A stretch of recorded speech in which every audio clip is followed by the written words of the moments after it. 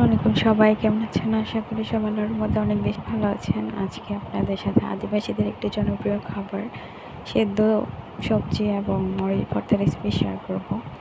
প্রথমে কাঁকরোলগুলো আমি ভালোভাবে ধুয়ে নিয়েছিলাম। তারপরে মরিচ ভর্তার জন্য রসুন, পেঁয়াজ চিকন করে কেটে নিয়েছি। সেটাকে তেলে ভেজে নেব, একদম ব্রাউন কালার আসা পর্যন্ত ওয়েট করব।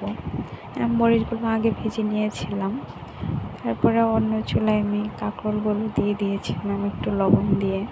আমি বেশি সিদ্ধ করব না, বেশি সিদ্ধ করলে দেখা যায় সবজির কালারটা নষ্ট হয়ে যায় আর একদম ভালোও লাগে না।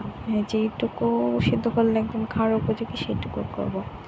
পেঁয়াজগুলো যখন ব্রাউন কালার হয়ে আসবে তখন আমি সেগুলোকে উঠিয়ে নেব।